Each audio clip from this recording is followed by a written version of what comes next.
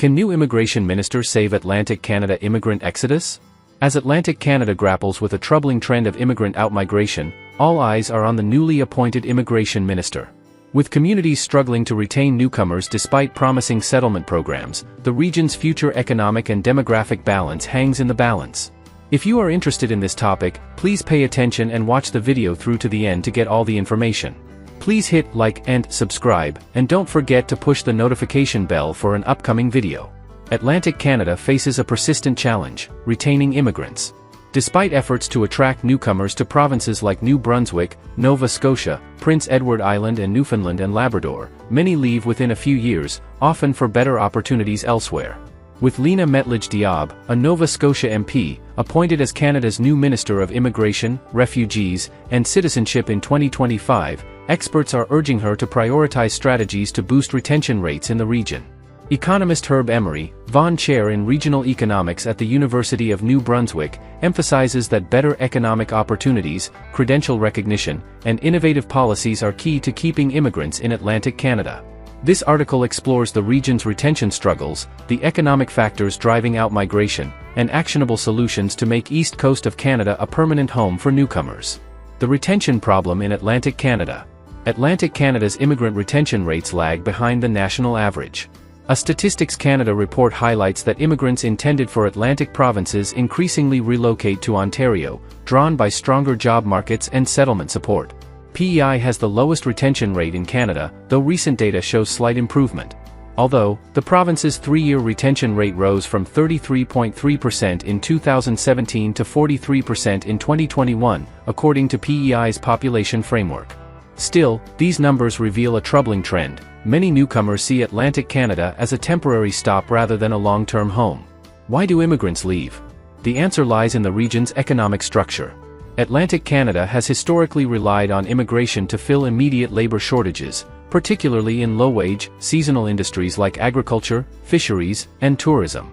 These jobs, while critical, often lack the upward mobility or competitive salaries that professionals seek. As Emery said, when you look at the wages and median incomes of newcomers, they're quite low in the region. Without opportunities to earn a sustainable living, immigrants, especially those with advanced skills or education, seek better prospects in provinces like Ontario or Alberta. Economic challenges, low wages and limited opportunities.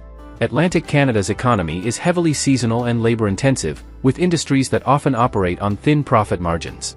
This structure limits the region's ability to offer high-paying, stable jobs that appeal to skilled immigrants. Emery notes that the region has prioritized filling low-wage roles that Canadians are less likely to take, such as entry-level positions in hospitality or agriculture. While this addresses short-term labor needs, it fails to create a sustainable workforce for the future.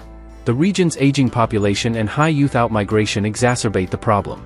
Young residents often move to provinces like Alberta or Ontario for better career prospects, leaving Atlantic Canada reliant on immigrants to maintain its workforce. However, without long-term career opportunities, immigrants follow suit, contributing to the region's brain drain. Emery explains, if you want to be a professional after a couple of years, the opportunities to integrate are better in other provinces, where they have better resources for settlement. The role of the new immigration minister. Lena Mettledge-Diab's appointment as immigration minister offers hope for Atlantic Canada. As a Nova Scotia native, she understands the region's unique challenges.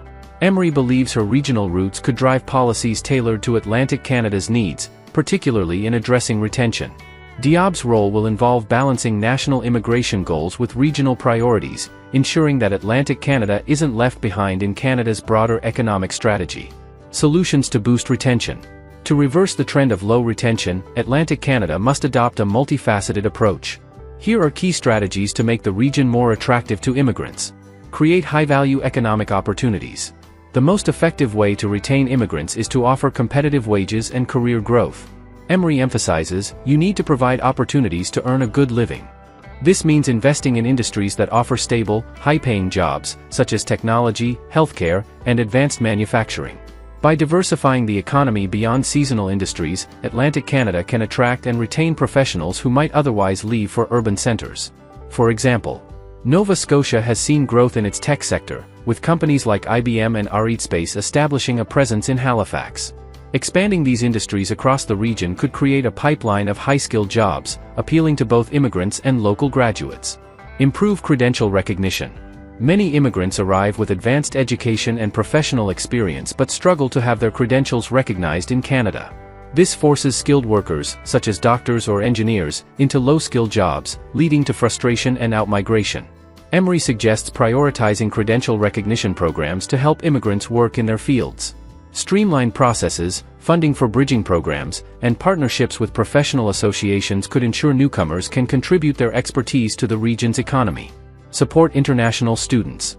International students are a valuable resource for Atlantic Canada. Universities like the University of New Brunswick, Dalhousie University, and Memorial University attract thousands of students annually, many of whom could stay if given the right incentives. Emory advocates for policies to retain these graduates, such as post-graduation work permits tailored to regional needs or job placement programs. By creating pathways to permanent residency and employment, Atlantic Canada can convert students into long-term residents. Innovative tax incentives. Emory proposes creative tax policies to encourage long-term settlement.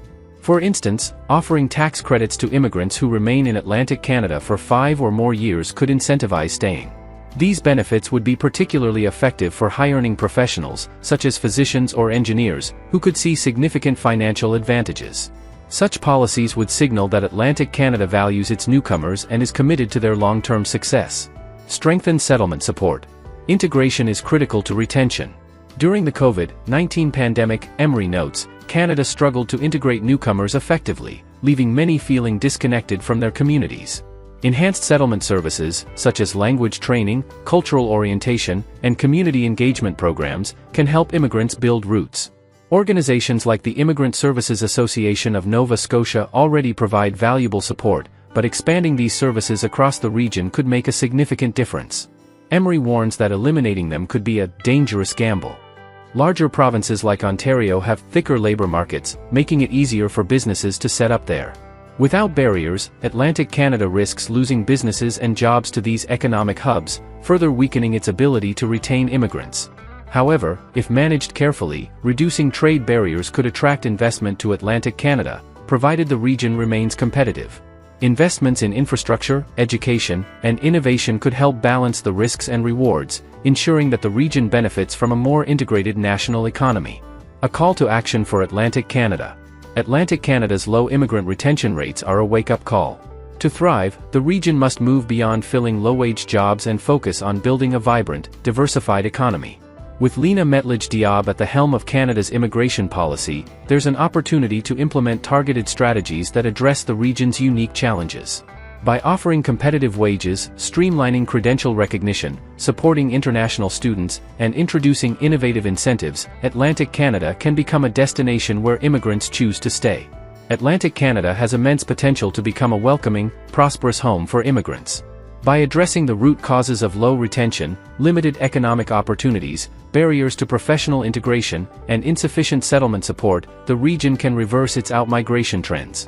Lena Mettledge-Diab's leadership, combined with evidence-based policies and regional collaboration, could mark a turning point.